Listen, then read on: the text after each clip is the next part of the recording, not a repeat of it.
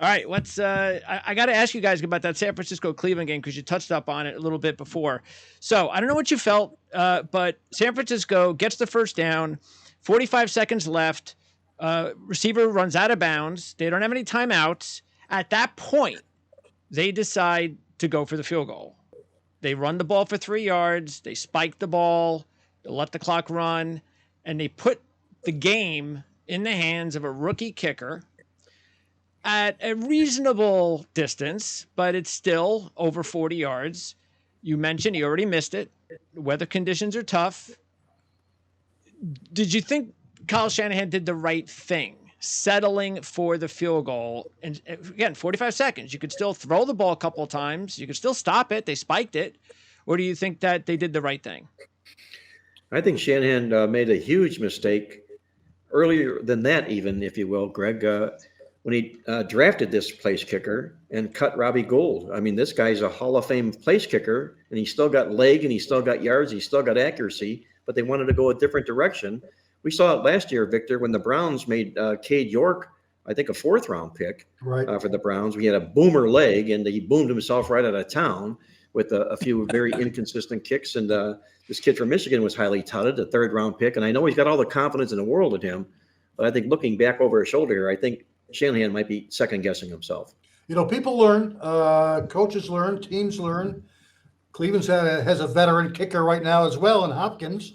That's their veteran kicker. What we've learned is that we don't waste draft picks on kickers. Please don't. But to Greg's point, yes, San Francisco's last play was a Jordan Mason 3-yard run that got to the Cleveland 26-yard line with 45 seconds left in the game, and they let the clock run and finally called their final timeout with about 9 seconds left in the game, resulting in the missed field goal. In regards to that, I would have done the same thing as the head coach as well. But again, I reverberate back to the fact that we had to rely on a rookie kicker. Not smart from the get-go. You know, one thing also with regard to that game, and I'm going to throw this out to Andy and Jim, if I will. Everybody in Cleveland was elated. I mean, there's no better euphoria than your hometown team knocking off the best team in football, especially as an underdog. And now everybody in the city of Cleveland has got an extra bounce in their step this week. And it was all because of a missed field goal.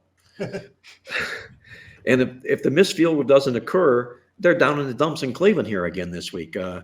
So how do you look at this, Jim, when you're approaching a game?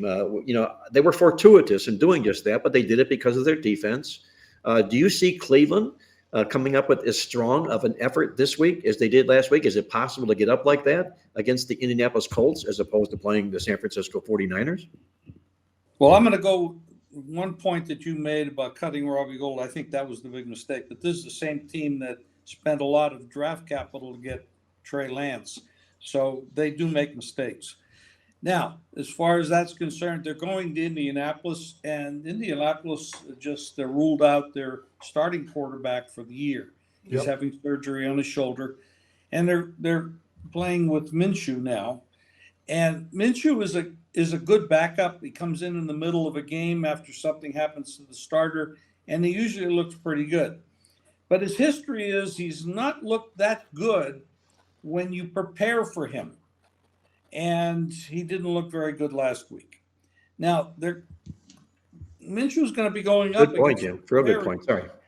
Very tough defense. And Cleveland's defense is just remarkably good. I don't know that they can come with the same spirit that they had last week. Probably doubtful. But by the same token, they don't have a quarterback, at least at this point. We don't know if they're going with the same guy they had last week. He didn't look very good, and the defense knows that they're going to have to step up if they're going to have a chance in this game, because he did not look like he was NFL ready. We don't know about Deshaun Watson. We have no idea what's going on with his shoulder.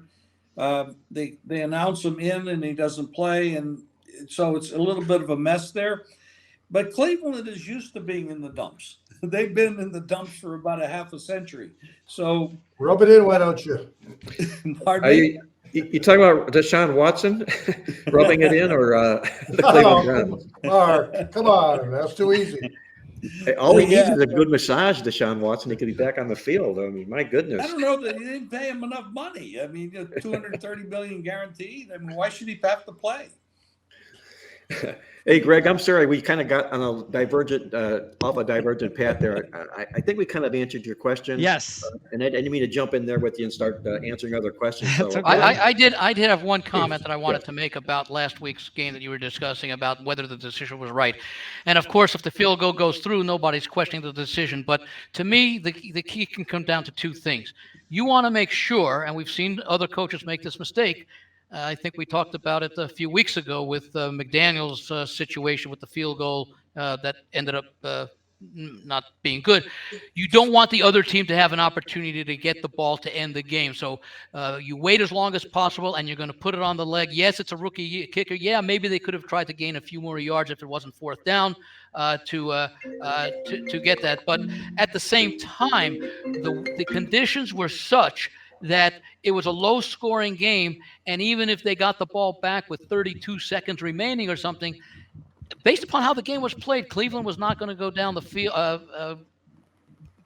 field and take the lead back from San Francisco. So I really can't argue with the results, as opposed to if this were, say, a game that had been like 34-31 and these teams were scoring and moving the ball at will. All right. Speaking of San Francisco, last week you guys talked about how the Niners, and understandably so, probably the best team in football, and then they go out and lose. And everybody was kind of saying the same thing about Dallas after the first couple of weeks, and then they went out and lost. So we know how it is in the NFL. It's a long season. We go through these stretches. We seem to anoint teams as the best team early in the season, and sometimes it changes. So as of right now, do you still believe in the Niners as the best team in the NFL? Well, if that's an open to jump in, if they're healthy, they got CMC and Debo, and their offensive line is intact. I think they're the best team in football because I think they have solid coaching, solid play calling, solid quarterback play, and their defense is very, very strong. I think they're the best team in football, but not too far behind is Philadelphia, which I think is also very solid. The big question at Philadelphia was their offensive and defensive coordinators leaving after last year. And I don't think that is shown up to be an issue. I think they made some mistakes last week, yeah, but sometimes it's good to lose. I don't know that anybody wants to go undefeated anymore because it puts you in a situation where you think you're too good and you don't focus on what you're doing week to week. So it might have been good for both these teams to lose at this point, to refocus and buckle down. As long as injuries don't step in and cripple you a little bit. I agree, Jim. I think one loss does not ruin a season, especially during the regular portion. Obviously, the playoffs, obviously, you're dead in the water. But it was one loss is all it was for San Francisco. One loss is all it was for Philadelphia, and we'll see how they react this particular week. Ironically, it was a backup quarterback that beat San Francisco. And just think back to last year when San Francisco was forced to use a backup quarterback because of the quarterback injury situations they had, and it turned out to be Brock Purdy. So, while you like to rally around a backup quarterback on a team like Cleveland did with P.J. Walker last week, you never know what's going to happen with that backup quarterback. He can turn into a Brock Purdy, or he can be back on the bench here real quick. Yeah, I would say that San Francisco has the best balanced roster in the league. Normally, that would mean you're the best team in the league. And if you're the best team in the league, it means that you should be the favorite and perhaps win the Super Bowl. But football is unique in that you don't have a best of 3, best of 5. It comes down to several one-game seasons at the end. And when you look at the other leading contenders, let's throw Dallas in there for a moment for the NFC. Let's throw Kansas City, Cincinnati, Buffalo, and even Miami in there. I think all 6 of those teams are capable of winning. Maybe Dallas might be the least. Philadelphia also, let me throw in there because I don't think I mentioned them. So those 7 teams all have chances to win it. It all comes down as to which team plays its best football on those multiple one-game seasons. But yes, I think San Francisco is the best team in the league, certainly based on both talent, on both offense and defense with their balance. Andy mentions best balanced roster in the NFL. You can make a case that the Niners have the best balanced statistics in the NFL as well. You got a top 5 offense. You got a top 3 defense. They're the only team in the NFL that has a point differential that's close to 100 on the season. I think they're plus 97 in points scored versus points allowed after 6 games. That comes out to a winning margin of they're winning their average game by 16 points per game. One of the things that we did, I think, learn potentially is that Christian McCaffrey, I know he's about 5th or 6th in voting for MVP. Maybe that's the pick. He's 15-1 to win the MVP, and he might have just proven to everybody that he might be the most valuable player in the NFL because you took Christian McCaffrey out of the game, and Brock Purdy looked like Mr. Irrelevant after all. Good point. Real good point. And what's wrong with 15-1 with the best player on the team? I don't think that's going to likely be in the Super Bowl this year. I think that's a great position to be in. And then sticking with the best teams, and I know you guys don't really talk too much about futures on the show, but I got to ask you here. I'm going to give you a bunch of teams, and you tell me which one of these teams that you think is the best bargain as a Super Bowl future. If you're at the window at Vegas, somebody handed you $100 and said, "Okay, you got to put this $100 on one of these teams to win the Super Bowl." You got Cincinnati and Jacksonville at 25-1. You got the Chargers and the Browns at 30-1. I'll give you Seattle at 40-1, the Packers at 80-1, and I'll also add in the Jets in case Aaron Rodgers returns at 90-1. So, Jim, which one of those teams would you put $100 on? Well, I don't know how much of your bankroll $100 represents, but I would sprinkle a couple of dollars on some of those long shots, especially the Rodgers one, because of the defense that they have there, and they're playing well on the defensive side of the ball. They're not producing much on the offensive side, but if he would come back, which would be absolutely a miracle after that injury. But I'm going to throw one thing out at you. If you like San Francisco as I do, you're not going to get much if you bet them to win the Super Bowl. But if you like San Francisco and you like McCaffrey as the best player, the guy that might win the MVP, I might bet McCaffrey, because if they win the Super Bowl, he might get the MVP because of that, and you're getting 16-1 as opposed to a lesser number if you bet San Francisco.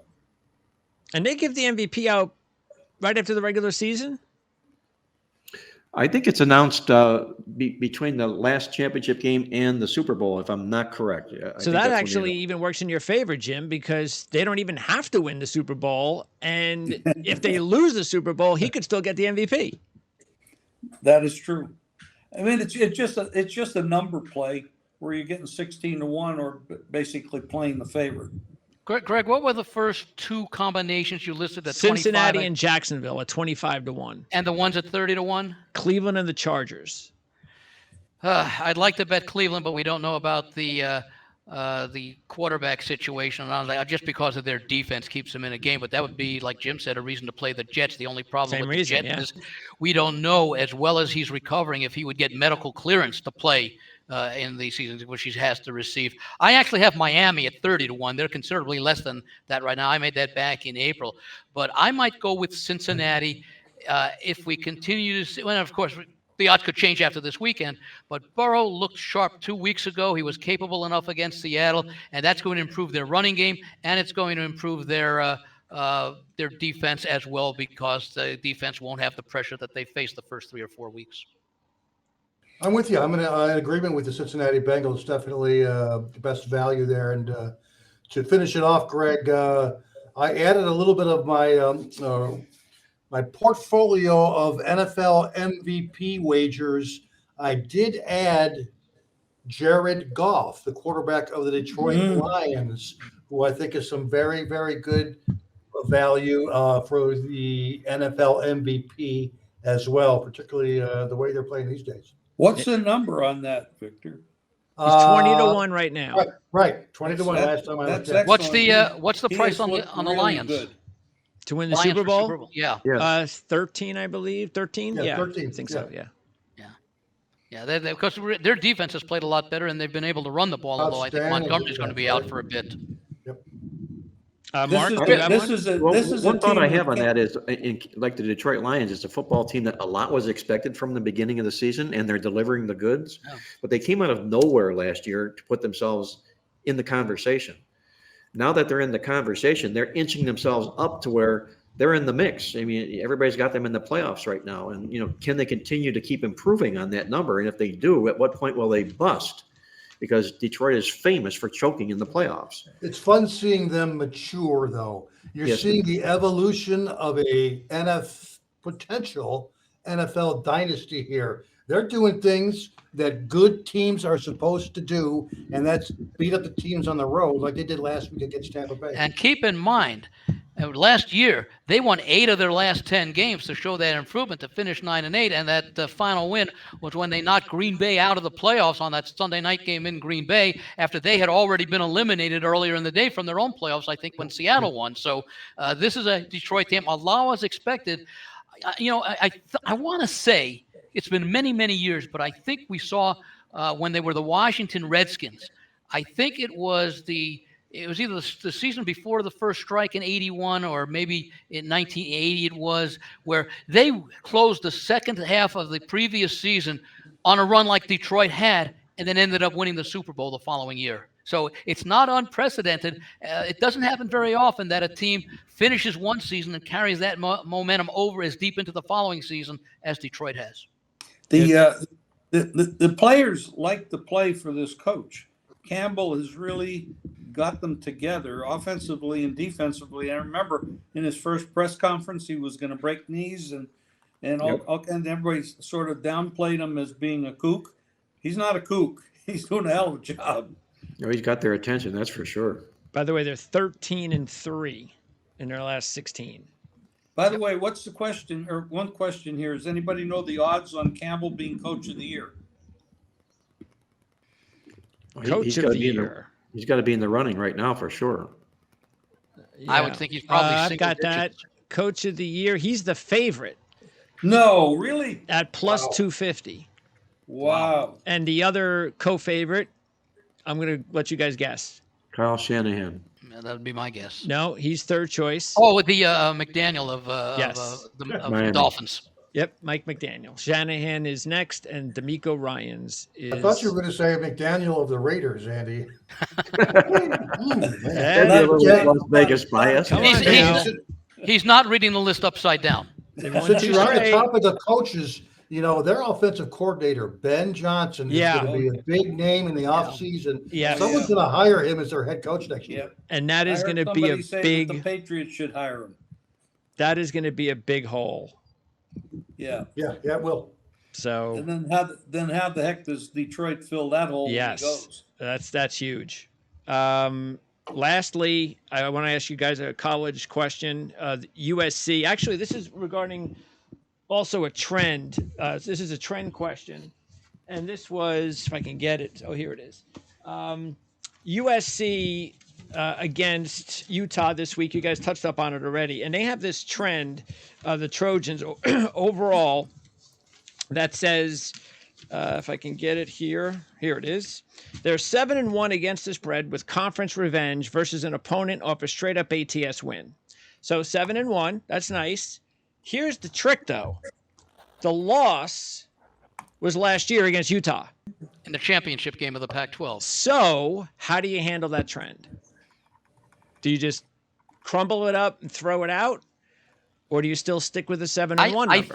I think if you like Southern Cal anyway, that's nice. If you like Utah, it may give you reason to pause until you take a look at the USC defense. The USC defense, Andy, though, is a lot like the Oklahoma defenses were.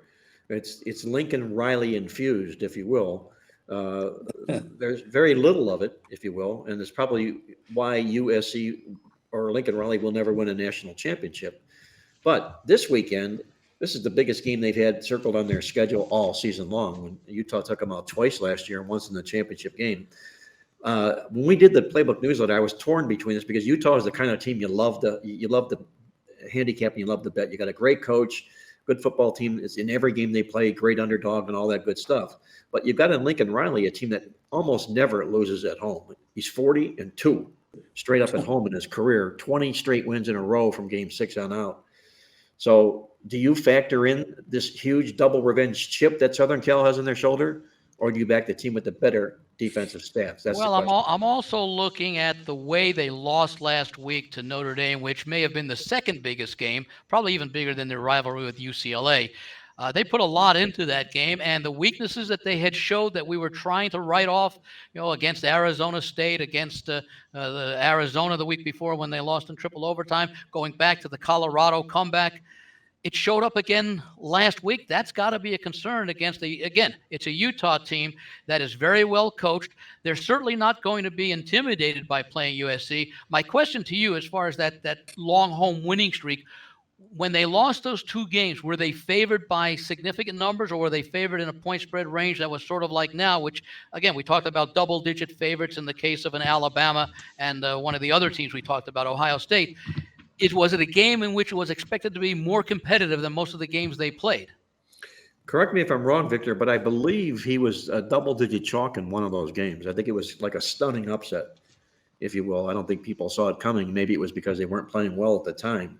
So I don't think he really choked playing against a good football team. I think he was rather stunned in the football game.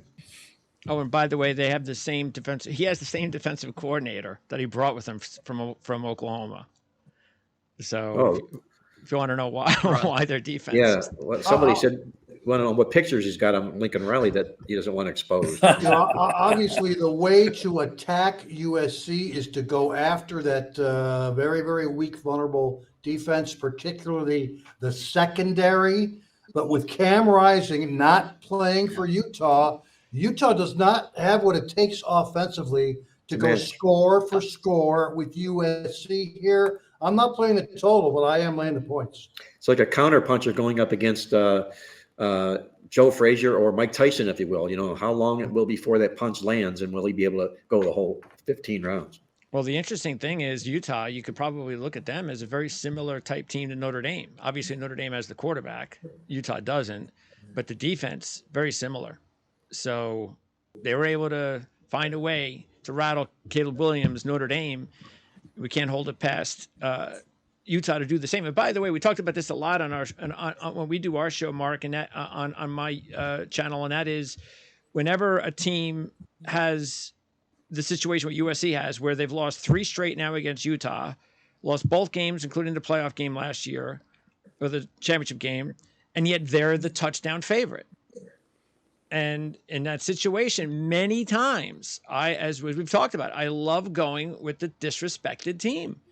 And not all the time, but most of the time, because statistically speaking, I think that's the way to go. It's just showing disrespect to the team that's beaten that team, and now you're just saying, "It's a 7-point favorite. They beat you twice last year.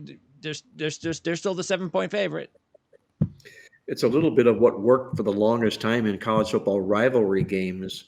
They're good games to begin with just because they're rivals. You're going to get the best game you can out of the underdog in the contest. Even if he's bad, he's still going to probably step up and play his best game. But the question is how long will he be able to sustain and make a game of it from start to finish?